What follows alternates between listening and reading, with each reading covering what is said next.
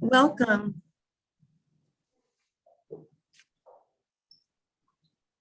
All right, we're going to get started. I think we're going to get started if you're ready, Congressman. Yes, Eileen, quick I think question. so. Do you know how many people we're expecting? Well, we had over 150 registered, They're on. We're on. and so they're loading on now. So I'm not Okay. sure, but we That's had a large number of people register, and we're live on Facebook as well. Okay, great. Yep, we are ready to go. Good evening, everyone. Welcome. I'm Eileen Turbo, the co-chair of the Jewish Community Relations Council of Charleston and vice president of the Charleston Jewish Federation. On behalf of the Charleston and Columbia, South Carolina JCRCs, I want to welcome you all to what we hope will be a robust and informative conversation with Representative James E. Clyburn, the Majority Whip of the United States House of Representatives. Welcome, Congressman Clyburn. We're so grateful that you've taken time, especially now, to meet with us. For those of you who might not be familiar with Congressman Clyburn, he's a 28-year representative from South Carolina District 6, which is a large district covering parts of Columbia, Charleston, over to rural Hilton Head and the eastern counties. He has risen to the post of House Whip, which is the third highest position among Democrats in the House of Representatives. And he's the highest ranking African-American representative in Congress. Congressman Clyburn, we have received a lot of questions from people across your district on a variety of topics. And so I hope that over the course of the next hour, we'll be able to get to as many of them as we possibly can. But before we get into it, I want to take a moment to note that today marks the 3-year anniversary of the hate-fueled murders at the Tree of Life Synagogue in Pittsburgh, Pennsylvania.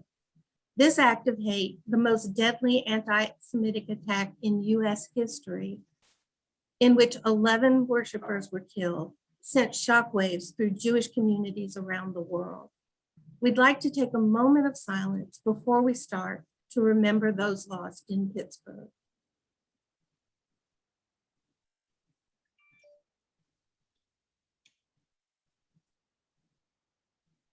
It seems appropriate now to start with this topic.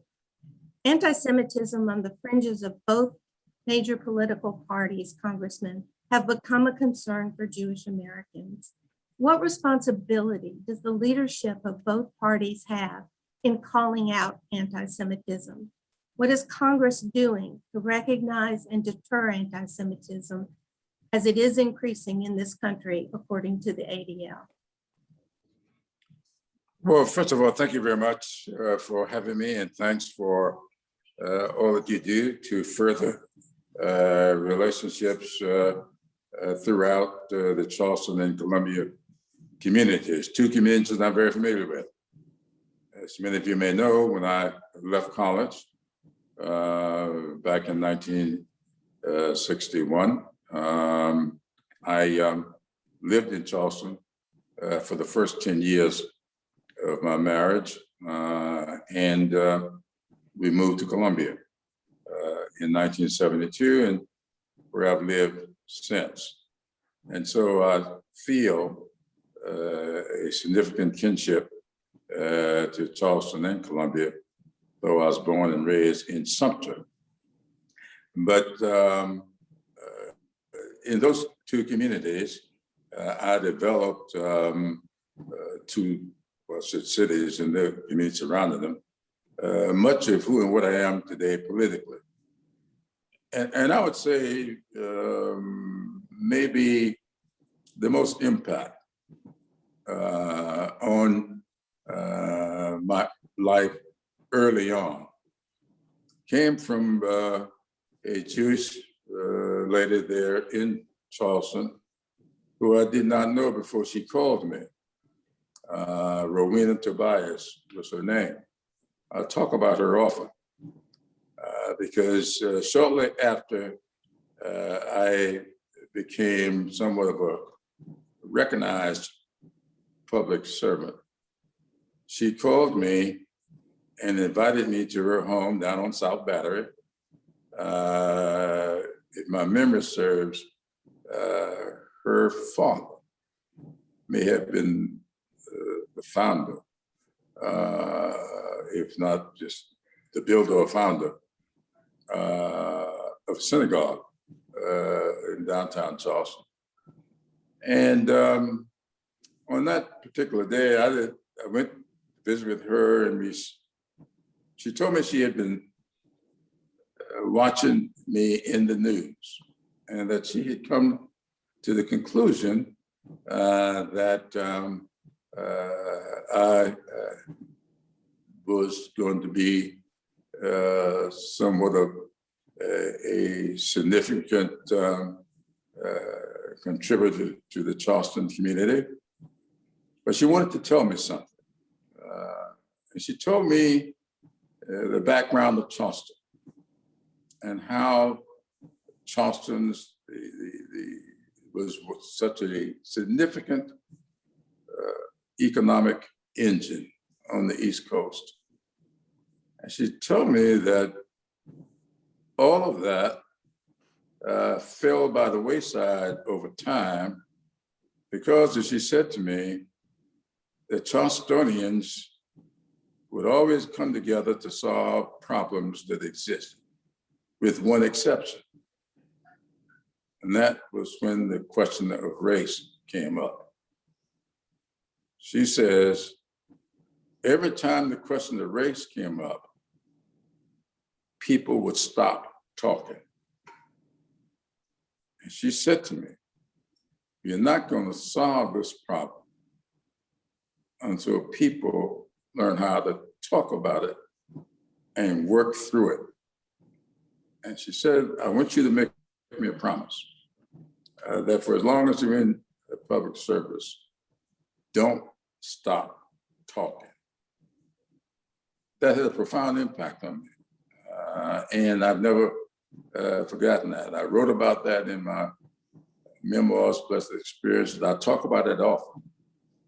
And every time I think about the Tree of Life, I think I was in Minneapolis, Minnesota, my memory serves, when that took place.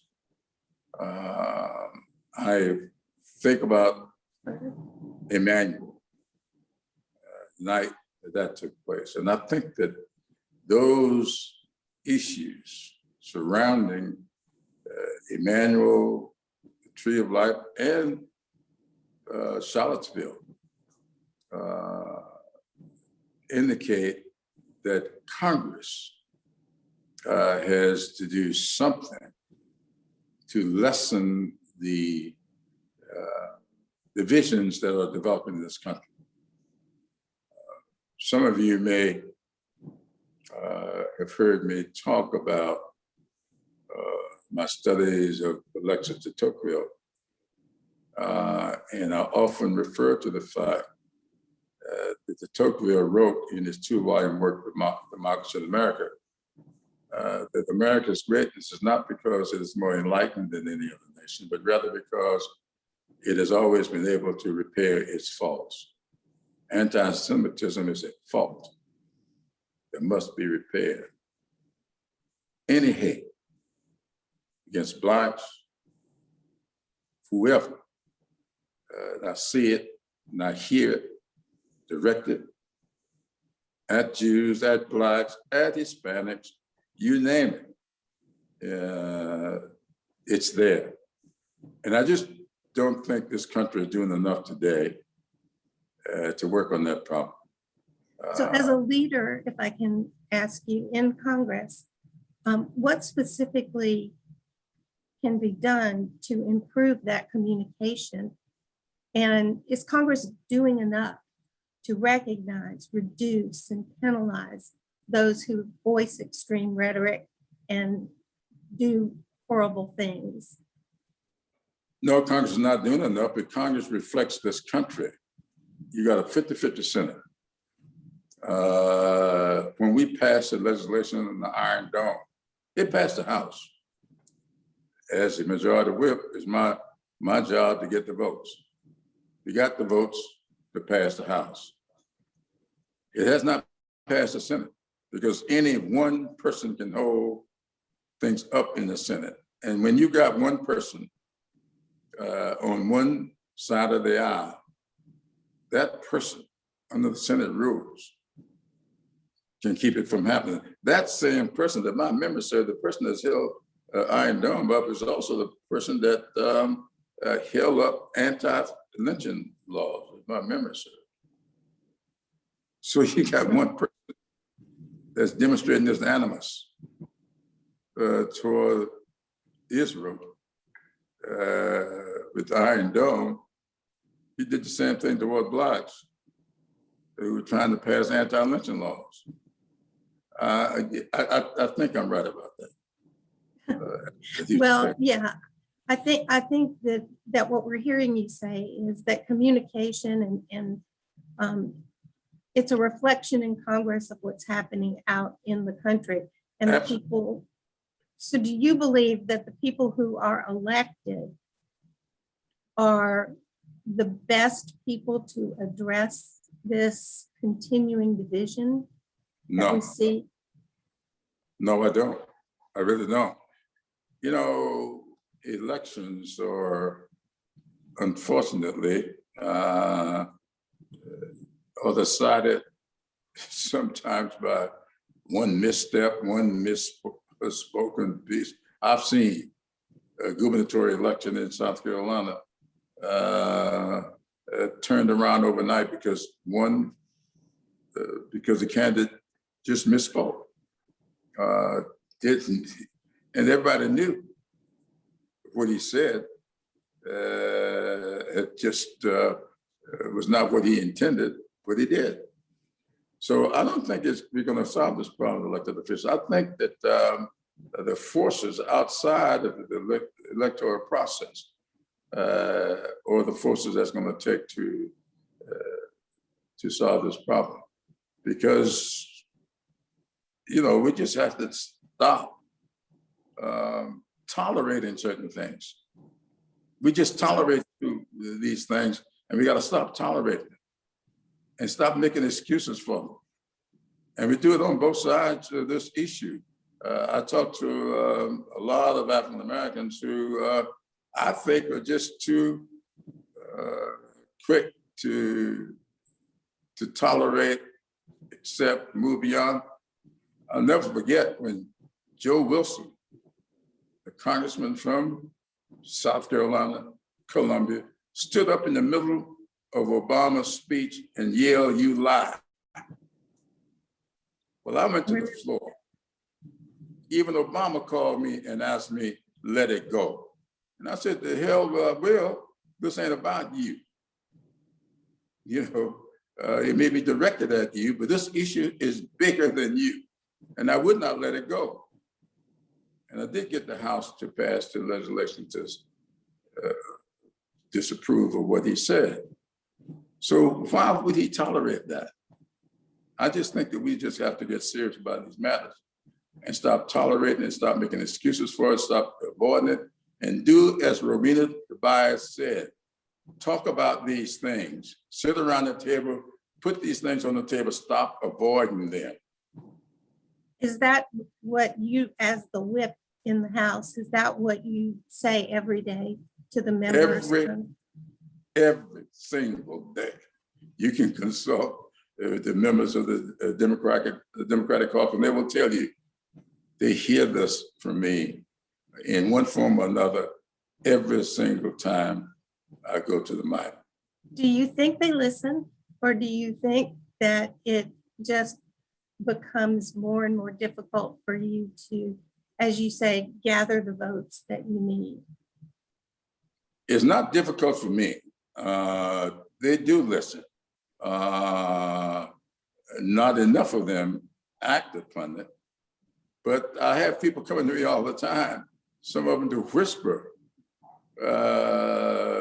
that. But see, the big problem is if you don't talk about these things, people don't know they exist. I spoke to the caucus about 2 or 3 weeks ago about this whole issue of Social Security. And as you know, there's a big debate going on here now, the expansion of of healthcare as opposed to the expansion of Medicaid. Medicare as opposed to Medicaid. Well, when I went to the mic, you'd be surprised at how many people came up to me and told me they did not know that when Franklin Roosevelt put Social Security into the law, that Social Security did not cover domestic workers and did not cover farm workers, and 65% of the Black people in the South, they were the farm workers and the domestic workers, and 65% of the Black people were not covered by Social Security. I was shocked at the number of members of my caucus that came up to me after and said they did not realize that. They never knew that. And that's because nobody talks about it. When George W. Bush started out to try to privatize Social Security, in his very first speech that I recall him making about it, he says, we need to privatize Social Security, and Black folks in this country ought to be supporting me on this because they don't live as long as white people, and therefore they got more to lose. Now somebody got to him, and he never said it again. That's a good thing, I guess. Somebody listened. We're going to probably touch on some of these subjects that you've already addressed further down, but I want to move on. As a minority group in South Carolina, Jews are vigilantly aware of the need for hate crime legislation that provides enhanced penalties for crimes perpetrated in the name of hate. South Carolina, as you know, is only one of 2 states who does not have a hate crime law. If you could you share with us what's motivated you to work on this issue on a federal level? And do you support the enactment of a hate crime law in South Carolina? Yes, I do. And I don't know exactly how I'm going to do it yet. I'll be taping my response or doing a videotape tomorrow of the response I'm going to make to the South Carolina Chamber of Commerce when the award, they give me their annual Public Servant of the Year award. I'm surprised that the South Carolina Chamber is giving me the award. I'm going to accept it. Well, congratulations. Thank you. And I hope that what I have to say in accepting it won't make them want to take it back. Because I really do believe that the business community that's represented by the chamber has really got to step up its activities because we shouldn't be. 50 states in the union and South Carolina, one of 2 that refused to pass hate crime legislation. That's just not a good look to me. It's especially because of what happened at Mother Emanuel AME Church. Absolutely. What would you be willing to do, or can you do, I suppose is a better question, to help get the South Carolina Senate to pass a hate crime law? Well, I'm going to start tomorrow. I won't be starting tomorrow. I will continue tomorrow. And I'm just, I just said that I really think there's some things we need to do in South Carolina to repair some of the faults we know exist. And it's a fault for us not to have a hate crime legislation. It's a fault for us not to close the Charleston loophole. These things are faults that we need to work on. And I'm going to be as calm and as I can be, but I'm certainly going to say it. And that was my next question. We wanted to get an update on what's happening with the Charleston loophole bill. It passed the House and Right. It seems to be hung up in the Senate. Yeah. And we wanted to get an update on that. Well, once again, it's that any one person can do it. And that bill will be subjected to the Senate's filibuster rule, which means in order to get to a vote, they got to get 60 people to support it. And that's just not going to happen under the current composition of this of the Senate. So, you know, we got one more session in this Congress, and I do plan to get reelected. And if they don't pass it in the next session, I will reintroduce it again in the next Congress for as long as I'm here. I'm going to work on trying to get the Charleston loophole closed. So if they want to stop dealing with it, they'll go ahead and pass it. Which kind of brings us to the whole issue of the filibuster. Mhm. And it's a difficult topic to talk about, I know.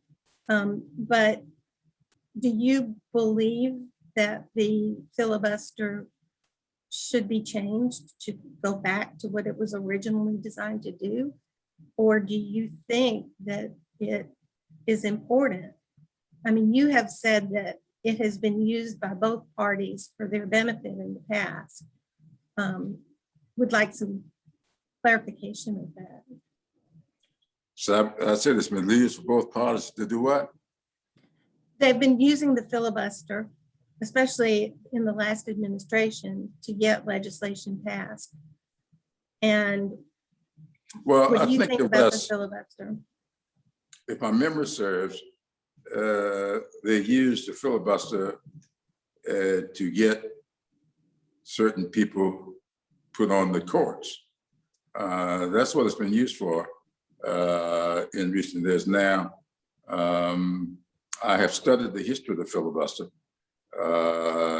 and I used to try to tell people to, say it right. John C. Calhoun, when he championed the filibuster, it was before slavery came to an end.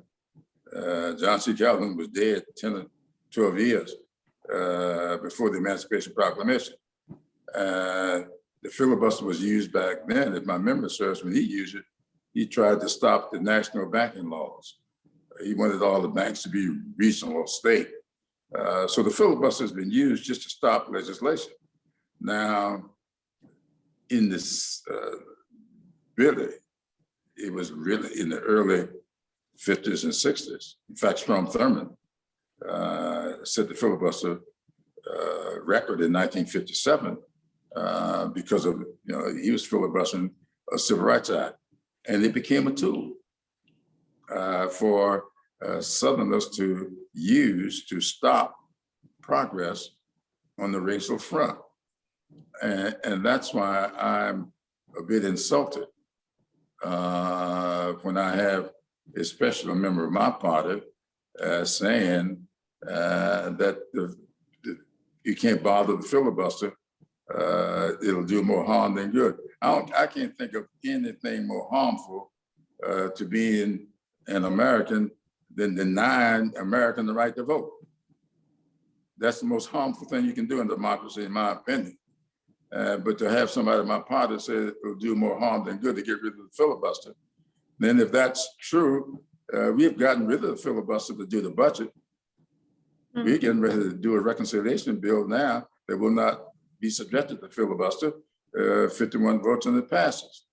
So I have been advocating that if you can do it for monetary issues, you ought to be able to do it for constitutional issues. The filibuster may have a role to play, but I don't believe you ought to have a filibuster where you can sit down in the local bar somewhere, pick up the telephone and implement or initiate and allow to sustain a filibuster. When Strom Thurmond did it, he had to stand on the floor. And for 25 hours, he had to stay on the floor. You don't have to even go to the floor now. You don't even have to come to the town. You can pick up the telephone and call in your objection, and that's it. So there needs to be reform in the filibuster and all across the board in the way it's conducted and the things it ought to be applied to. It should never be applied to constitutional rights. Very interesting. And we appreciate you being so concise and specific at the same time about where you stand on that. Right. So you mentioned access to voting and voter rights as being something that's very important to you. Yet there seems to be in this country, and somewhat in both houses of Congress, support for limiting voter access. States are becoming bolder in doing that. And you've referred to the controversial Georgia voting bill as the new Jim Crow. Mhm. So as a supporter of voter access expansion legislation, do you believe Republican senators like Senator Scott and Senator Graham can be persuaded to work together with you on this effort? No, I don't. We do work together on a lot of things. Just this morning, Senator Graham came to a hearing involving one of my daughters, and he could not have been more supportive of her. And he and I collaborated several weeks ago on appointments. I listened to him. Tim Scott called me yesterday to let me know where he stood in support of some things I want to do. We work together on a lot of stuff, but it's not going to happen on this. Can you tell us why? Because it has become, Mitch McConnell has made it very clear, and he said it time and time again, he will get no Republican help on this issue. That's what he said. The vote went up last week? They voted on one of the voting rights bills last week. It didn't go anywhere. And if my memory serves, Tim Scott and Lindsey Graham voted with the majority to keep, with the Republicans, to keep the bill from being advanced. So, you know, they have made a calculation on the Republican side that is more politically, advantageous for them to oppose this legislation. So as people who believe that people should be able to vote their conscience, whatever their conscience is, how do you answer to the people when this is obviously important to you, but you're basically saying there's nothing you can do?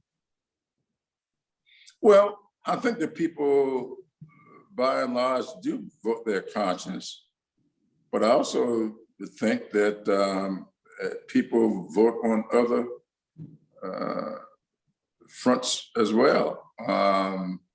And I'm not being prudish about this. I don't know of anybody in politics that don't, on occasion, find themselves making a political calculation about a vote they're about to take. I remember when we were doing the Affordable Care Act, I was reminded earlier today of 4 or 5 people, 2 of them were in Ohio, who told us at the outset, I'm going to vote for this Affordable Care Act, though I know it would probably cost me my election. They voted for it, and they were right. They were defeated. Democrats lost 56, if my memory serves, seats in 2010 because of the Affordable Care Act, because it had been racialized. And 8 years later, we regained the majority in the House, and guess what we ran on? The Affordable Care Act. So the same thing that made us cry 8 years earlier, we were able to laugh 8 years later. I mean, that's just the way politics work that way sometimes. So. It's the long view. I'm sorry. Well, that's true. But you know, I study politics, I study history. I'm informed by both things. And so I try not to get too tied up in knots about this stuff. I really try to really be realistic. And so I have a good relationship with Lindsay and with Tim. I didn't agree with Tim Scott when it came to the George Floyd Justice and Policing Act. And I still have a hard time trying to figure out how. And it was, you know, whether the Brotherhood of Police, whatever they call themselves, they supported it. The Sheriff's Association were against it. And I don't understand that, how you would be against outlawing chokeholds, you know, outlawing the ability to create a register for bad apples in the police department. Why is it that we allow a police officer in ABC community to do things that require being fired and go 10 miles down the road and get a job in XYZ community? That's what we allow to happen. The big issue up in Ferguson, Missouri, that's what the big problem was. We had police officers up there. They had one scheme between 3 or 4 little towns. Somebody would get stopped for a tail light violation. I'm giving you a real case here now, 5 a.m. in the morning. Get a ticket. Domestic worker trying to get to work. Drive through the next town. That police officer will have called ahead, and that same person will get stopped in the next town for the same tail light. And then stop in the third little town for the same tail light. That's what we're allowing to happen. And those people who do that, you get them stopped. You want to put them on the register. This person should not be allowed to be a police officer anymore. They allow it to happen. So I don't know how these things happen, but that is the kind of egregious stuff that's taking place in the country today. And I don't agree with anybody that says we ought not do anything about that. They call it qualified immunity, but to the courts, these police officers got absolute immunity and doing stuff like that, and you can't do anything about it. And I appreciate you sharing that with us. We want to go in a slightly different direction right now. The U.S. relationship with the state of Israel historically has been strategically important to the U.S. in terms of geopolitics and national security. And that strong relationship has deep meaning and importance to Jewish Americans. Over the past few years, we've witnessed unprecedented challenges to that relationship with Israel, including by some among the left wing of the Democratic Party. And this is of concern to some members of the Jewish community, because the Jewish community puts great importance on Israel's security. So we'd like to know, where do you and this administration stand in support of Israel? And then we'd like to sort of get a little bit of insight on the Iron Dome funding, where it seemed that a small group within the Democratic Party tried to get it removed from the budget and tried to keep it from passing. Well, let me say several things about that. First of all, a little bit of background. A lot of people get nervous when I say this, but I'm not a Franklin Roosevelt Democrat. You know, I may be the only Democrat I know that ain't a Franklin Roosevelt Democrat. I'm a Harry Truman Democrat, and I make that very clear. I never liked the New Deal. In fact, I call it a raw deal within the communities that I represent. Harry Truman had the fair deal, and one of the first things that Harry Truman did, in my opinion, that really changed the world, he was the first one to recognize Israel. And that's one of the things I admire Harry Truman for. So that explains the background to my relationship with this state of Israel. To begin with. Now, the Iron Dome, we passed it in the House, yeah. 2 or 3, couldn't have been more than 3, because if we have any more than 3, we can't pass the bill. I only have 3 votes to spare. Can't wait until next Tuesday to get here, because I think I'll then have 4 votes to spare with the election out there in Ohio.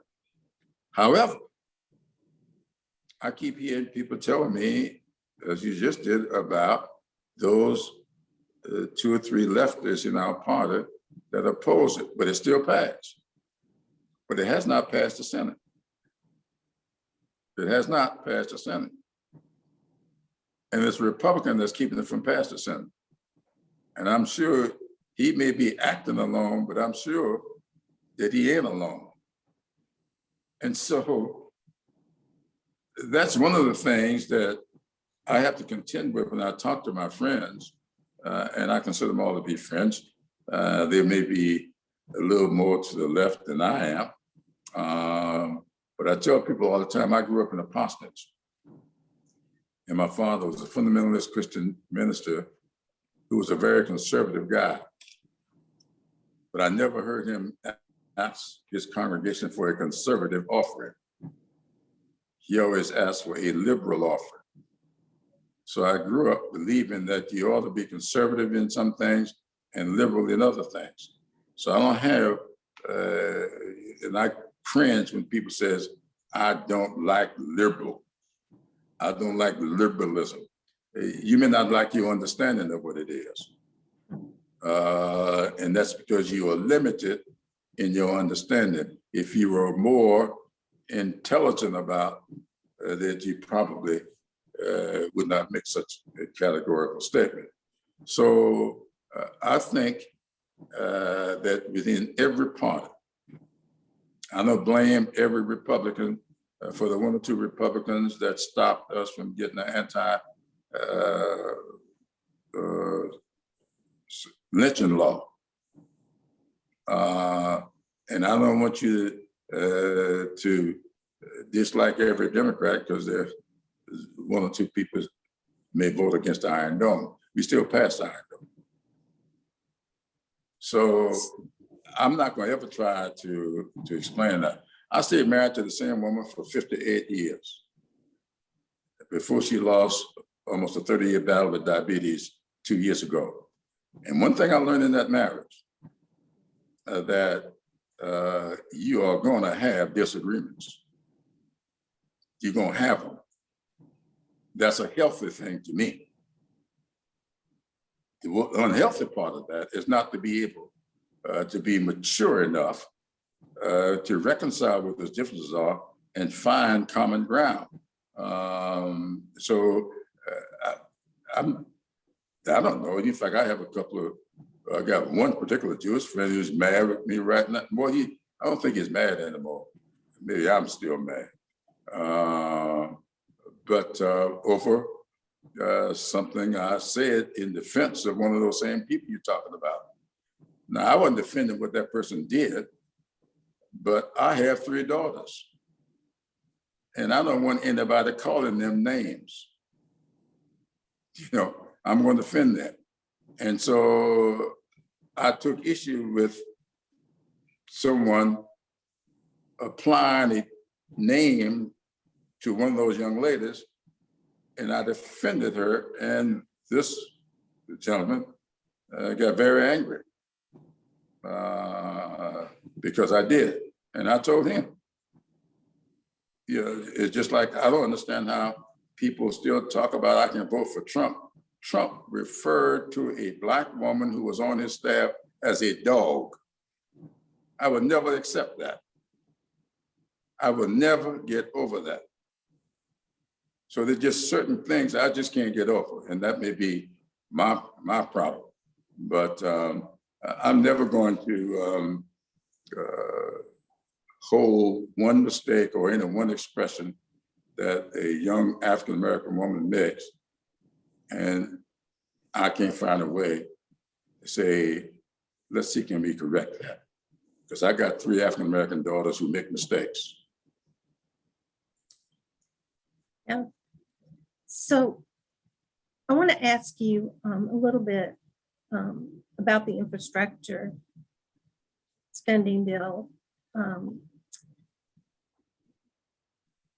Now that you're in negotiations, it seems that every day we think it's going to come to an end, and it keeps going on. As the concessions keep being made, does it still have enough depth to provide the infrastructure changes that were hoped for? Oh, yeah. And I'm gonna tell you, I'm being just a wee bit facetious here, but sitting here with me is one of my staff who's working on this every day, Matthew Ellison from Charleston, who happened to be Jewish, as you know. I'm not gonna blame him if we don't get this done. but he is being entrusted with the responsibility of getting us to where we need to be, and we ain't there yet. But being a little bit facetious about that, let me give you an example. Everybody knows that I am a strong proponent of expanding Medicaid. South Carolina is one of 12 states that has refused to expand Medicaid. Now, there are about 200,000 South Carolinians who fall in 2 areas of healthcare that's problematic. About 100,000 of them fall into that Affordable Care Act problem that we got, that we need to fill the gap with increased subsidies. Another 100,000 of them fall into so-called the Medicaid gap. And I'm working on that. Now, we're changing a lot of things. We had 10 years in there, it's now down to 4 years. We're changing things around to make it happen. So I think that a lot of things we can do, and we will get done with these 2 bills. Now, remember, the House has already passed the rule on the bill, the so-called infrastructure bill, the bipartisan infrastructure bill, has passed the Senate. We've passed a rule in the House dealing with it, and that rule passed the House, I believe, with every Democrat voting for it. I don't remember now, but I think we were unanimous in that vote. But a lot of people told us we'll never get done. They didn't think we were going to pass the rule. We passed it. Now, all it's doing now is sitting there waiting for us to do final passes on that. That's being held up because Nancy Pelosi has agreed with a lot of people in our caucus that we also need to pass the so-called Build Back Better bill. Now, a lot of people think that infrastructure is nothing but roads and bridges or water and sewage, and sometimes they'll throw in ports and rail. But school construction is important. Affordable housing is important. There ain't no affordable housing in that bipartisan bill. That's in this Build Back Better bill. And that's why people are holding out for that. That bipartisan bill doesn't address Medicaid expansion. That bipartisan bill only gives us 2/3 of the amount of money we need for broadband. Broadband needs around $95 billion. They put in $65 billion and then said we aren't having a double dipping. since we've already passed 65 billion for broadband in this bill, we are not going to consider broadband in the other bill. Well, if you got 2/3 of the money you need to do broadband, let me ask you a rhetorical question here. What side of town do you think them 2/3 are going to be spent in some of those same 12 states that refuse to expand Medicaid? They know where the people live who will not get Medicaid. So those same people are going to be subjected, and that's why I'm not a Roosevelt Democrat, because Roosevelt cut the deal with the Southern Democrats at that time to deny farm workers and domestic workers the benefit of Social Security. In fact, I had to check the draft of a statement that was made for me referring to Social Security as the biggest, the best anti-poverty bill ever. I said, like hell is the best anti-poverty bill ever. It may have been for those people that they covered. So these are the kinds of things that we're doing with these two bills that I think people ought to take a look at. And they said, we need to just pass a bill and here's what it does. Yes, but for who? What communities will benefit, and where you think those communities will be if you only got 2/3 of the broadband money that you need? Guess where the 2/3 going to be spent, and guess what communities will be, what 1/3 will be left out? I don't think that's a rhetorical question. Yeah, it brings up the question, are these bills so big with so many moving parts? And this is rhetorical as well, that they can't ever, be passed because they're so complex. But I think we agree that the real goal is that in the end, there's a win for the American people. Absolutely, Not a loss. absolutely. The economy came back after the Great Depression. But we got 10 or 11 counties in South Carolina that is what we call persistent. We got only 46 counties in the state.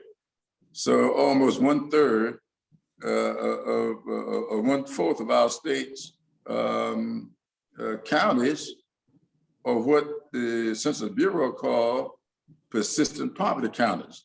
Now, to be a persistent poverty county, at least 20% or more of the population must be stuck beneath the poverty level for 30 or more years.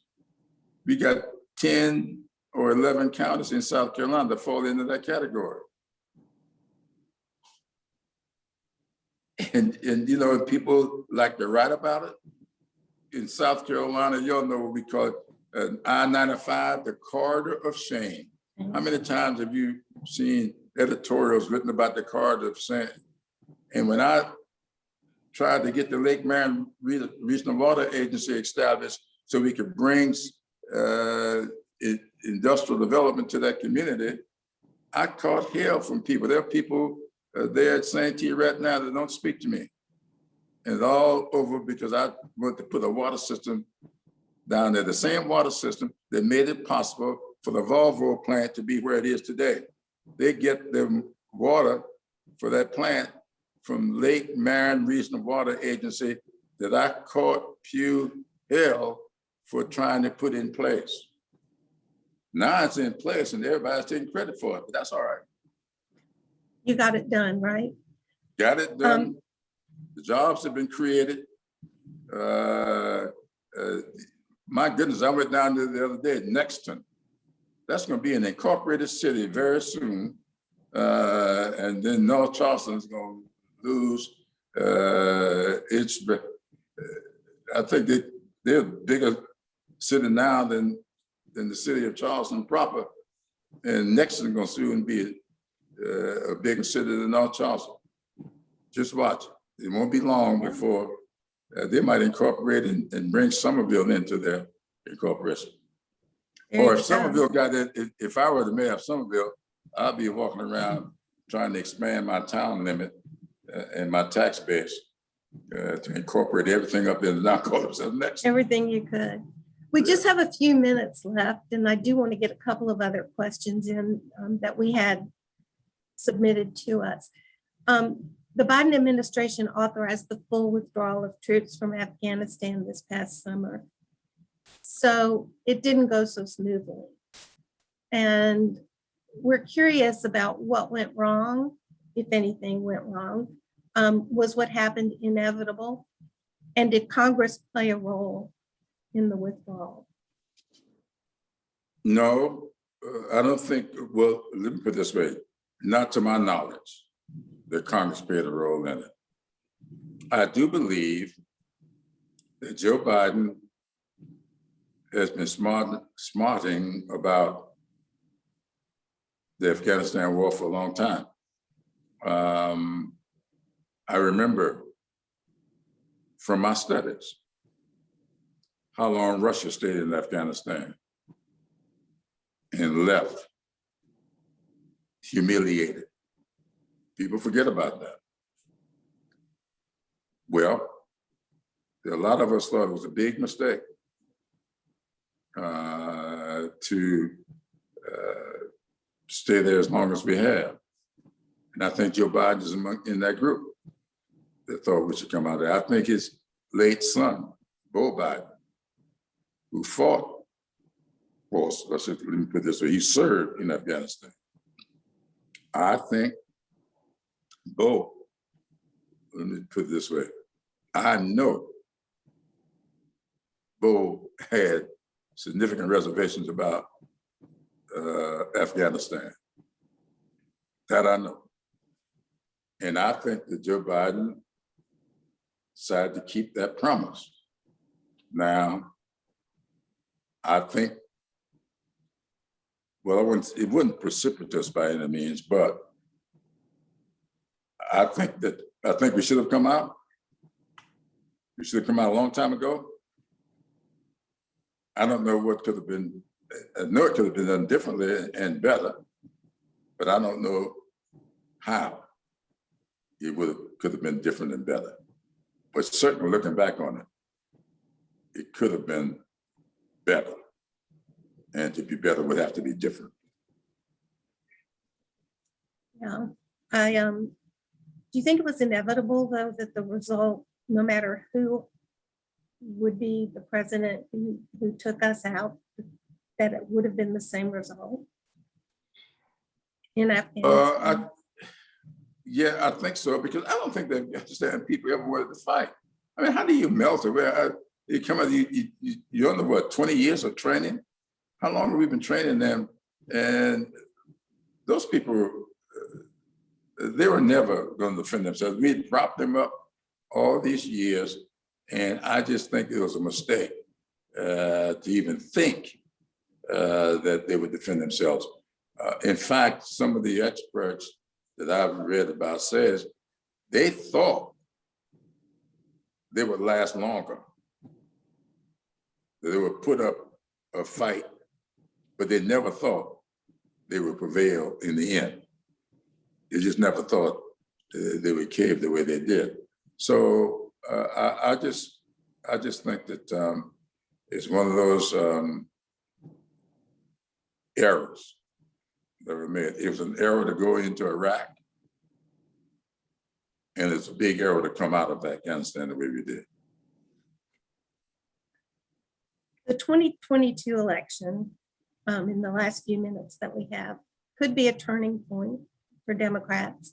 So what do you see the critical issues facing voters in this next year?